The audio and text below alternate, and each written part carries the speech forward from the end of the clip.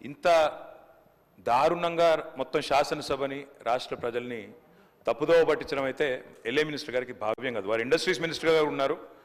ఇక్కడ క్లియర్గా ఉంది సార్, వాళ్ళు ఇచ్చిన జీవోనే మేము చెప్తుంది కాదు, చాలా క్రిస్టల్ క్లియర్గా GOMS నెంబర్ 54 సార్. ఇందులో ఏం రాసినారో ఒకసారి నేను చదువుతాను సార్. ఏం రాసినారంటే, రంగారెడ్డి జిల్లా alienation of the government land to an extent of 400 acres in survey number 25 at Kancha Gachibowli village, Serlingampalli, in favor of TGISC for the purpose of development of IT etc. at the cost of market value of 75 crores per acre, handing over advance position.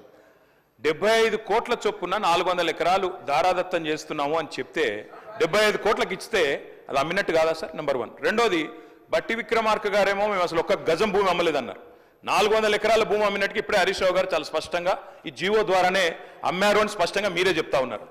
మూడో మాట అధ్యక్ష, మూడో మాట, ఇప్పుడు మంత్రి గారు ఎంత దారుణంగా మాట్లాడుతున్నారంటే, గతంలో అధ్యక్ష అమ్ముకొని ల్యాండ్స్ అమ్ముకొని వాటి ద్వారా వచ్చే ఆదాయానికి మళ్ళీ ఇంకా పైకి కమిషన్లు, ఎవరికి మర్చెంట్ బ్యాంకర్కి 3% కమిషన్ ఇచ్చే కార్యక్రమం కూడా, దాన్ని కూడా మళ్ళీ ఏదో గొప్ప పని చేస్తున్నట్టుగా ఉత్తరప్రదేశ్లో చేస్తున్నారు. ఉత్తరప్రదేశ్ తప్పు చేస్తే మీరు చేస్తారా?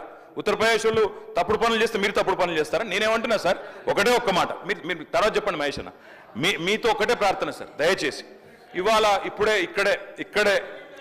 చెప్తా ఉన్నారు నాకు మిత్రులు వచ్చి, మా ఎమ్మెల్యేలు చెప్తా ఉన్నారు, నేను తమరిని రిక్వెస్ట్ చేస్తా ఉన్నా సార్, తమరిని రిక్వెస్ట్ చేస్తా ఉన్నా, ఏదో శాసనసభ సమావేశాలు జరుగుతున్న సందర్భంగా నేను మిమ్మల్ని రిక్వెస్ట్ చేస్తా ఉన్నా సార్, ప్రభుత్వాన్ని కూడా కోరుతా ఉన్నా, నిజంగా ఈ ప్రభుత్వానికి చిత్తశుద్ధి ఉంటే, ఈ ప్రభుత్వానికి ఏమైనా ప్రజలకు వాస్తవాలు తెలవాలన్న విషయంలో వారికి ఏమైనా నిజంగానే ధైర్యం ఉంటే, దయచేసి ఈ రేసులో ఏదో కుంభకోణం జరిగిందన్నారు కదా, దాని మీద చర్చ పెట్టండి, మొత్తం సమాధానం చెప్పడానికి నేను సిద్ధంగా ఉన్నానని చెప్పి మీ ద్వారా తెలియజేస్తా ఉన్నా.